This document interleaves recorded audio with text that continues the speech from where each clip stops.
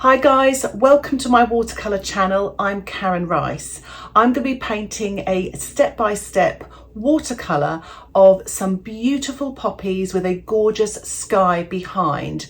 I'm going to try and break it down into 6 simple steps, hopefully, but I'm going to talk about different ways of painting the poppy and also how to paint the sky behind, which can be a little bit tricky. So I'm going to talk about that, and hopefully you can transfer what you learn from this tutorial to other watercolor paintings.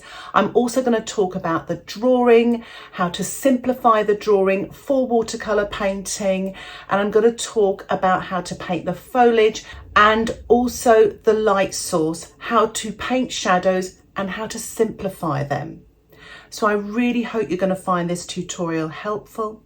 Let's get started. So in this first stage, I'm going to talk about the reference photograph, how I use reference photographs for watercolor painting, simplifying them as well. So I hope you're going to find that helpful. I'm also going to talk about the outline drawing for watercolor painting. And just to say, for those of you that are worried about drawing templates are available on my Patreon membership, and details about the membership can be found in the description below. So let's have a look at that photograph. So here is the photograph. A link for the photograph can be found in the description below.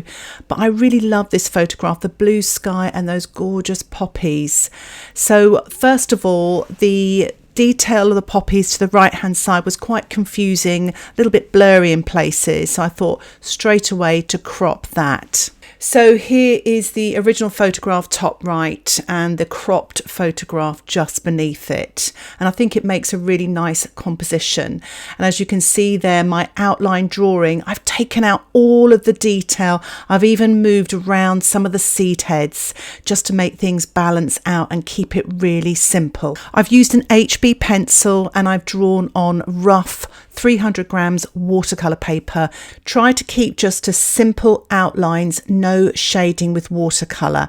And remember, the pencil lines are very tricky to rub out once you lay a wash over the top. So remember, less is more. For a full list of all the materials I'm using in this tutorial with colors and alternative colors, check out the description below. Stage 2 is really lovely and simple. I'm going to use one color, and that's cadmium yellow. I'm going to use one brush, my size 10 round brush, which has got a lovely point, and I'm going to paint the poppies wet on dry. So it's a really fundamental, simple watercolor technique.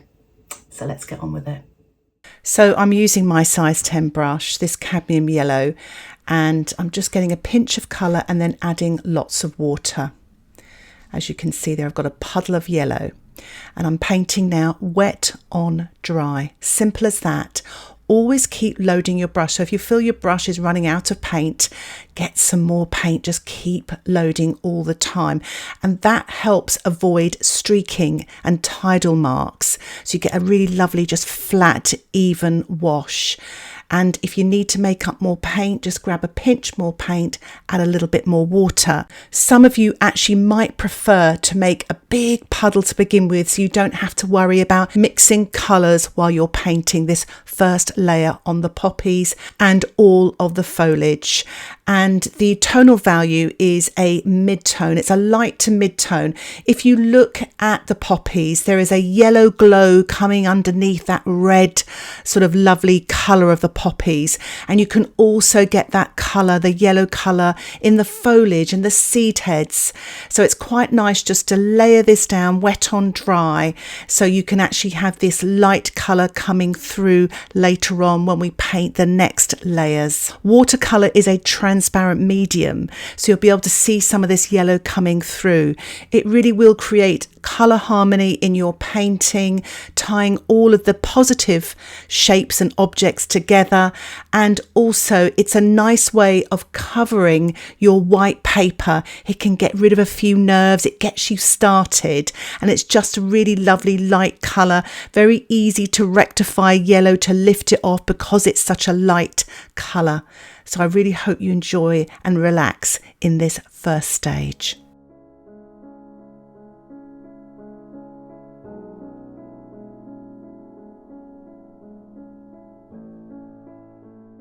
Stage 3 is actually painting the poppies, the light, mid and dark tonal values, and I use just 2 colours, and I show you several different ways of actually approaching painting the poppy. So I hope you find that interesting, and then I go on to stick to my favourite way. So I'm starting off here now with some Winsor Red mixed with the cadmium yellow. You can use cadmium red mixed with yellow, and I'm just layering on wet on dry here. So this is the first method, and it's just a sort of a medium tone, but you can see that yellow paint reflecting through that transparent watercolour. I'm using my size 10 round brush, and I'm wriggling the brush on the outside edge of the poppies to create that lovely sort of papery textured edge there. And as you can see, I'm really fully loading my brush, gliding this wet paint onto the surface here of the poppy shape. So really do paint with puddles. Don't drag a dry brush, especially across paint underneath, because you're very likely to move that paint and disturb it, and it sometimes mixes with it and it creates a muddy sort of looking colour. So to avoid it, you want to have lots of fresh paint on your brush, gliding it seamlessly across the surface there, so not to disturb the paint underneath. I'm just dropping in some creamy red paint here on its own, wet into wet, to create a darker sort of tonal value there. And I'm using cling film or saran wrap to place onto the wet surface and to manipulate it a bit, and it's really just to create the texture and those lovely sort of papery folds on the poppy. And cling film really works well, creating that look. So I'm going to let that dry, and while it's drying, I'm just going to paint wet on dry now. And it's another method of painting the poppies using the Winsor Red with the cadmium yellow. I'm painting wet on dry. I've just rinsed my brush there, taking the excess water off and blending the paint there to soften the edges, to smudge it back there. Again, rinsing my brush, taking the excess water off and blending, so you can see some of that yellow paint coming through there. And it's a really effective way of painting the poppies, sort of working wet on dry and then using a damp brush to blend those hard edges. As you saw there, I collected some Winsor Red paint, and I'm painting damp into wet with my size 4 brush, just to create some darks around the edge, outside edge of the poppy there. And again, blending with a clean, damp size 4 round brush here. So I'm building up sort of darker tonal values now. This is literally the Winsor Red with very little water in there. I'm just dropping that in, damp into damp with my size 4 brush. Now, my favourite method of this sort of second stage, I've got the first stage with the yellow underpainting, wet on dry, is once that's dry, to wet the surface of the poppy very gently and to drop in, wet into wet, a sort of an orange and then a red orange. The red orange will be damp into damp. So I'm just painting on this orange colour, wet into wet, leaving some yellow coming through as well, working my way around the outside edge. I just enjoy this way of painting. I feel much more in control. I get some nice soft edges, and I'm just building up light to dark, wet into wet, then damp into wet, and then damp into damp. And the damp into damp gives you soft edges, but they are marks that don't sort of spread too much to the paint underneath, so you get more defined soft edges. So as you can see here, I'm using the Winsor Red, taking the excess off there, and I'm just applying now this red colour onto the orange paint. As you can see, I've got some lovely yellow coming through some of those petals there as well. I'm just tickling this through with the tip of my brush. There's not too much paint on the brush, otherwise it'll run too much, but it's just to sort of describe where those sort of richer tonal values are, those more mid to darker tones there. I will be painting some darker tones wet on dry later on, so this is the kind of middling stage. So I'm going to continue on now, wetting the surface of each of the poppies, working on one poppy at a time so I have full control, and then working wet into wet with the orange colour with my size 4 brush, and then thickening up that paint to paint in the sort of mid to darker tonal values with the Winsor Red on its own. And remember to take off the excess paint on a paper towel so that the paint doesn't run too much. So basically you're making the paint damp and not wet. So I'm just going to peel off the cling film now. The paint's not quite dry, but if you wanted to blow dry it now, it would be safe to do so once you take the cling film off. I thought I'd add just a few more darks just around the outside edge using the Winsor Red, and I'm just blending that with a clean damp brush, just bringing those marks down into the poppy, trying to make sense of some of the marks that the cling film left there, and just softening and blending some of those marks as well. So just painting those thin sort of lines on the poppy just here and there. The fourth stage is actually painting that background, the sky. And I'm going to keep it really simple using just 2 colours. And I'm going to work wet into wet. And it really is suitable for beginners, this, and hopefully answers a lot of questions about painting a large area, a large background especially. So it's all about the preparation. So let's take a look. So I'm just using 2 colours, Ultramarine and Cerulean. I'm mixing those colours here, great big puddles, because I'll need lots of paint because I'll be painting quite a large background. One of the tricks to painting backgrounds, especially large backgrounds, is prepare your paints beforehand. So as you can see here, I'm mixing up a big puddle of Ultramarine with a touch of Cerulean there, and it's going to be quite a milky consistency, and the darker tonal values of the sky will be above, right at the top, and the sky will get paler towards the horizon. So I'm using Cerulean, about 70% Cerulean with about 30% Ultramarine, very watery consistency.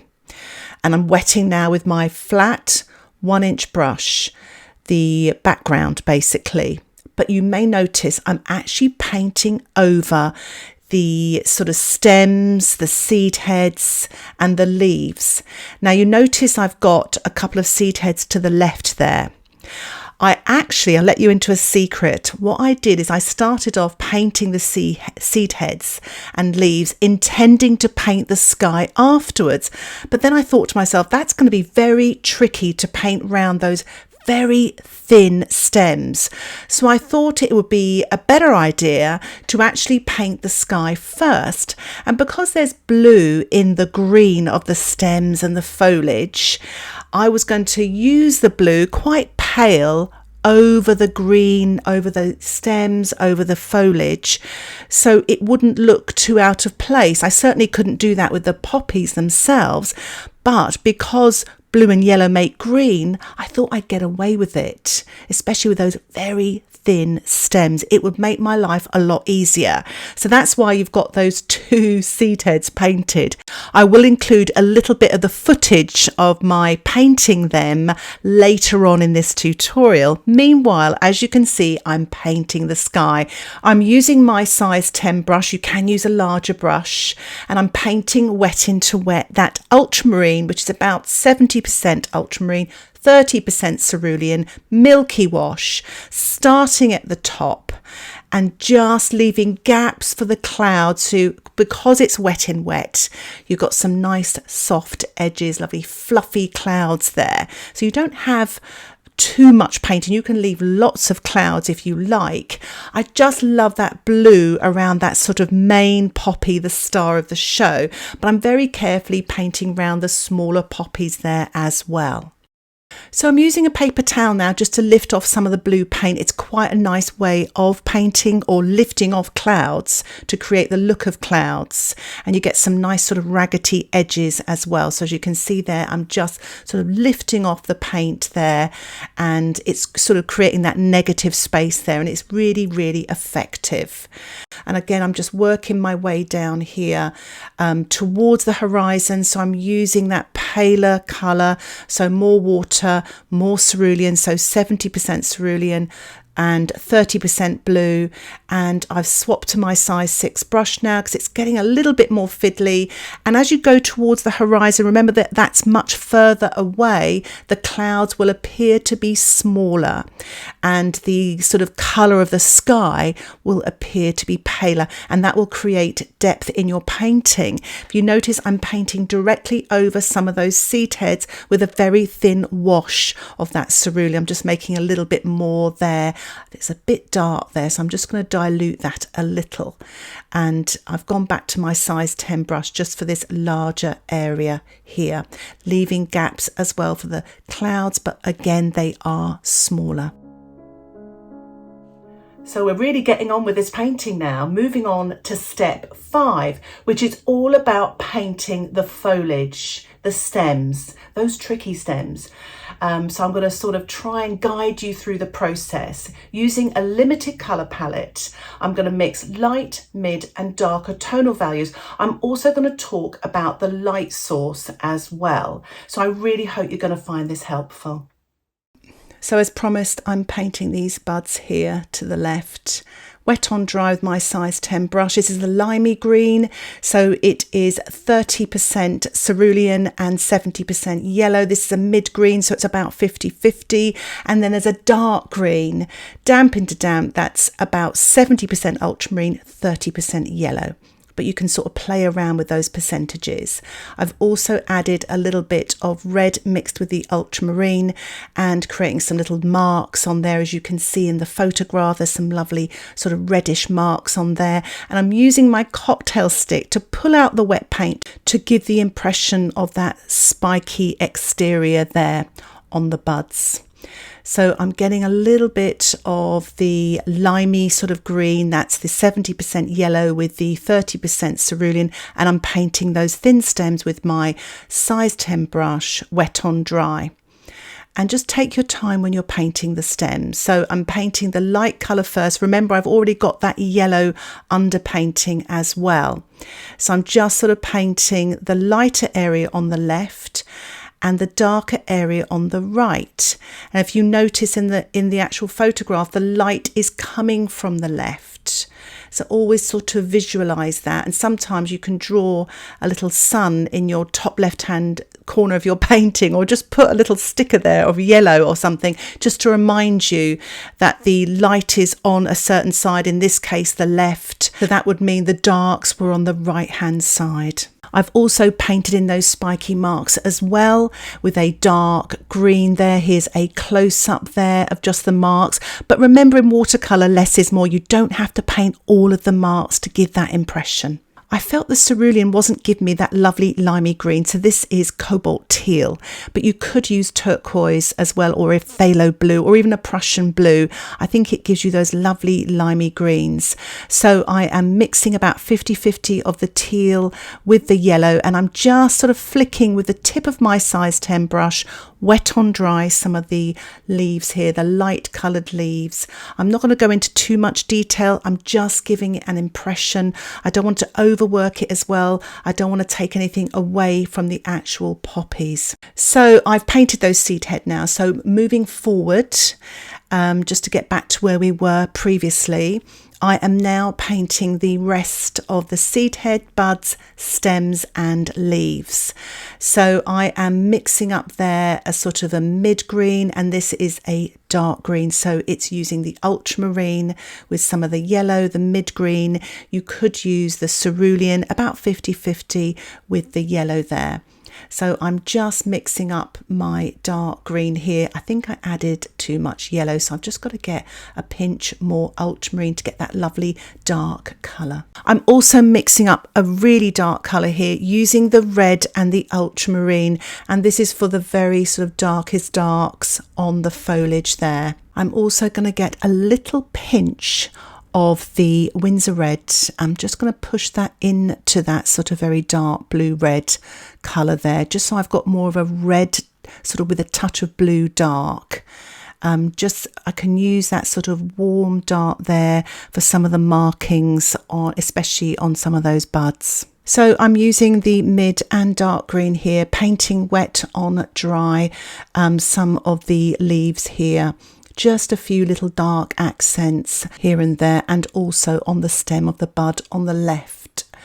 So I'm just going to take you through a few of the sort of seed heads and buds. Remember, the light is coming from the left. So this is my mid-tone here. I've painted wet on dry, but I've left the yellow on the left. And then I blended with a clean damp brush and then added that dark green, damp into damp. I'm painting the stem now wet on dry using the mid green and using my size 4 brush, and now I'm painting damp into damp, that really dark colour. That's about 60% of the ultramarine with the 40% of the red on the right hand side. Remember, the light's coming from the left. And I'm just painting some of the leaves now wet on dry, using the sort of light to mid colour first, and then sort of dropping in damp into damp some of the sort of darker green. That's the ultramarine with the yellow there. So I'm just painting a silhouetted bud here behind some foliage. It's obviously been sort of shaded by one of the poppies there. So I'm using that dark green wet on dry, painting a little seed head here, wet on dry with that sort of light green colour, leaving the sort of yellow edge there on the left hand side, painting damp into damp the darker green on the right hand side. And just take your time with this, painting that really dark colour right on the edge of the right hand side here, using my size 4 brush, and just painting a few little dark accents on that stem, damp into damp. So I'm just going to continue on now, making sure I keep the light coming from the left and painting darker shadows on the right hand side using those colours that I've mixed up previously.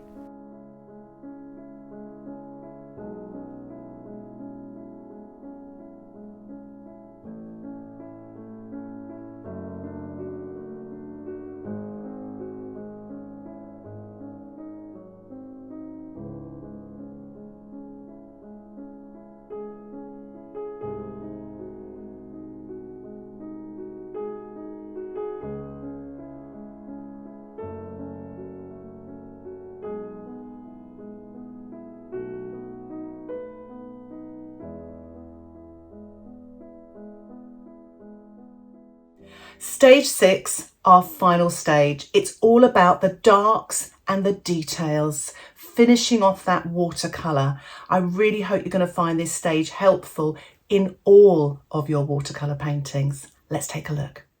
So I'm going to paint some of the dark tones on the poppies wet on dry. I'm using my size 6 brush here, and I'm actually trying to get a sort of a slightly darker red colour here without adding too much blue. Now that's too violet, so I'm not happy with that. So I'm just going to add a touch more red to that mixture. So spend a little bit of time on getting that right colour. That's sort of painting the creases on the surface of the poppies here, wet on dry. And I'm really sort of observing some of the shapes of those marks. They're like little long thin triangles, and I'm using a clean damp brush just to soften those edges, to push them back a little bit. So I'm again using the tip of the brush and just sort of painting those marks there. Don't be afraid of painting these dark marks. It really will bring your poppy to life.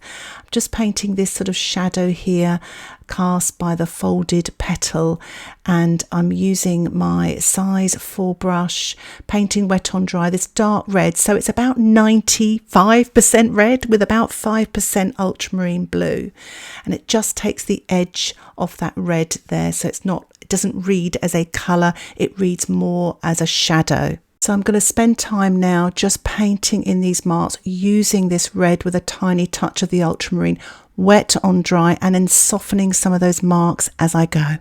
And I'm also just painting this soft shadow as the petal curves around here as well in the centre. I'm just working on this next poppy now, working wet on dry and then softening with a clean damp brush, using about 95% red with the 5% ultramarine. For the rest of the poppies, I'm not going to give them as much detail. So I'm going to paint them with a mid-tone red, which is this one here, and blending with a clean damp size 4 brush. And for slightly darker tonal areas, I'll add a pinch of that ultramarine to the red here and there. And you can sort of paint on some of those creases there. But, you know, if you look at the poppy at the top there and the one behind it, I've really given them a lot of attention. And it's just to draw the eye in. It's almost like the top of a triangle there. So as you can see, I'm working my way round using some of that red with a tiny touch of that ultramarine, painting those marks and then blending with a clean damp brush. So I've mixed up a really dark colour here. That's the ultramarine, about 70% ultramarine, about 25% red and about 5% yellow. So it's not a violet sort of colour, it's a very neutral colour. It's quite creamy, and I am painting pretty much wet on dry. The painting has dried off a bit. I'm using my size 4 brush and I'm just painting these darks here. Don't be afraid of the dark. It really does bring the poppy out, especially the star of the show in the middle and the poppy beneath it. And actually this one right at the bottom really balances those two at the top there. And because you'll notice not all the poppies you can see centres in, and just soften here and there the edges as well. And remember, less is more. You don't have to paint too much, but just that little bit of dark really brings these poppies to life. So I'm just finessing some of the stems here and some of the darks and details using that ultramarine with the red with a touch of yellow, just a few little darks and details. It actually pulls the poppies, the seed head and the buds and the stems away from the sky to create depth in the painting. So if you have lost some of your light, don't worry, you can use some white gouache and mix it into your light green. That's what I'm doing here, adding a few lights, wet on dry, just to create some highlights here and there.